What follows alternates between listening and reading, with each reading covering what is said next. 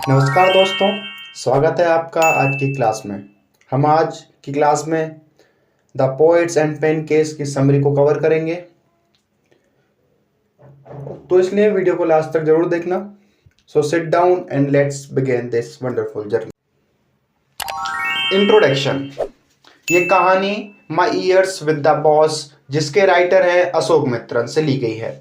इस कहानी में अशोक मित्रन उन सभी के बारे में बात करते हैं जो लोग जेमिनी स्टूडियो को चलाने में मदद करते थे और जिनकी वजह से स्टूडियो इतना सक्सेसफुल हुआ, जैसे office boy of the makeup department, Subbu जो कि एक लॉयर होते हैं।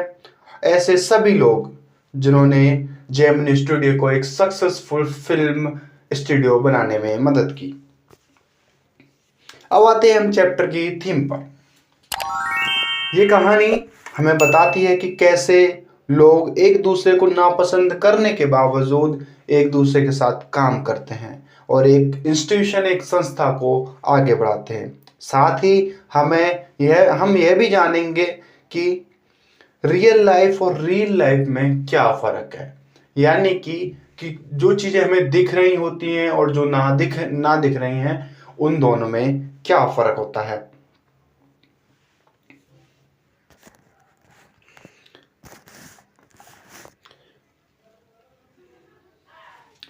इस कहानी में जो हमारे राइटर हैं वो उस चीज़ पे बहुत ज़्यादा फोकस करते हैं कि जो वहाँ पे जो लोग हैं काम करने वाले, उनका जो रिलेशनशिप है उस पे। The process for preparing the artist to perform in movie roles is also talk about.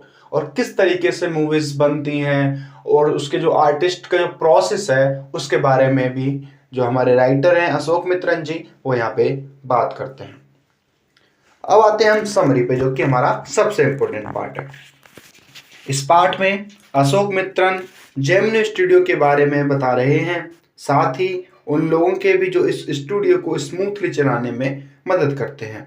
वह पेनकेक से शुरुआत करते हैं, जो कि एक फेमस मेकअप ब्रांड था।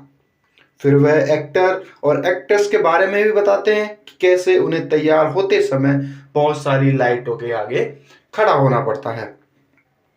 उनके अकॉर्डिंग जो मेकअप डिपार्टमेंट है, यानी कि जो मेकअप डिपार्टमेंट पेनकेक एक मेकअप ब्रांड है, ठीक है। जो मेकअप डिपार्टमेंट है वह मेकअप का यूज करके इंसानों को और ज़्यादा भद्दा और बदसूरत बना देता है।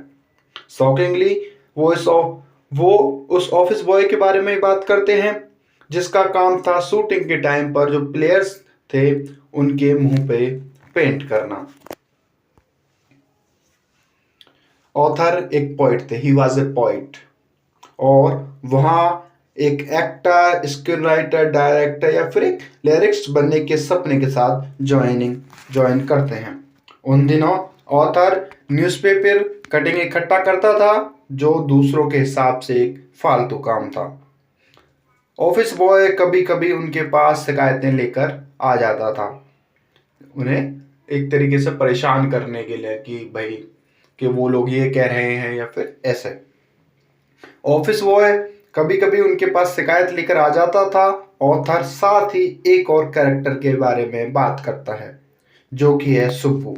सुब्बू एक ब्राह्मण था और ऑथर के अनुसार ऑथर को लगता था कि वो ब्राह्मण है, उसकी वजह से उसे एडवांटेज मिलता है। सुब्बू बहुत ही लॉयल इंसान था, जिसकी वजह से वो एक अलग अपनी पहचान रखता था, जिसकी वजह से लोग उसको जानते थे। उसके बिना फिल्म बनाना लगभग नामुमकिन जैसा था। कोई सोच भी नहीं सकता था कि बिना सुब्बू के कोई इमेजिन भी नहीं कर पाएगा कि कोई फिल्म बन सकती थी। वह अपने बिहेवियर, जो कि बहुत ज़्यादा वेलकमिंग और फुल ऑफ हॉस्पिटलिटी था, उसके लिए जाना जाता था। और बहुत सारे लोगों की तरह जो हमारे ऑथर हैं वो भी वहाँ पे एज ए पॉइंट काम करते हैं। वह स्टोरी डिपार्टमेंट के लिए काम करते हैं, जिसमें एक लॉयर भी होता है। The people generally called him the opposite of legal practitioner.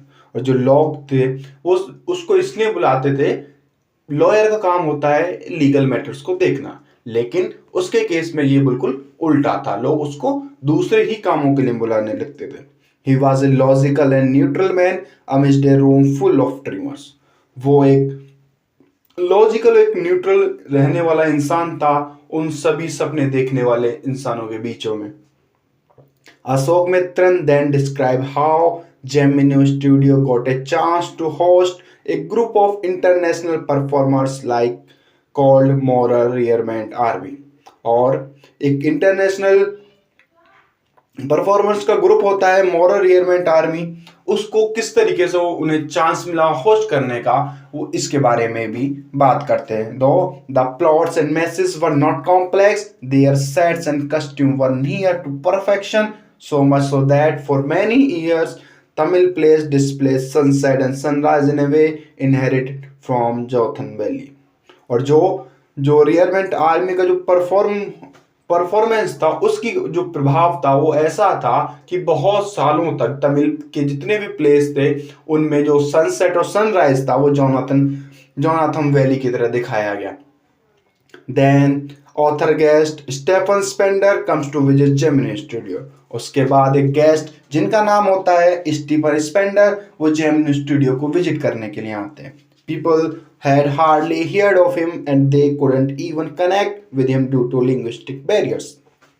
और लोग मुश्किल से उनके साथ एक संबंध स्थापित कर पाते हैं क्योंकि उन दोनों के लोगों के और स्टीफन के बीच में जो लैंग्वेज की प्रॉब्लम्स थी वो कहीं ना कहीं उनको रोक देती है।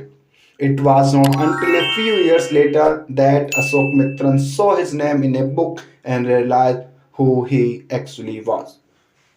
कुछ सालों बाद अशोक मित्रन को ये रियलाइज होता है जब उन्हें अपना नाम एक किताब में दिखता है कि वो कौन थे। तो ये इस चैप्टर की समरी हो गई। आई होप आपको ये समरी समझ में आई होगी।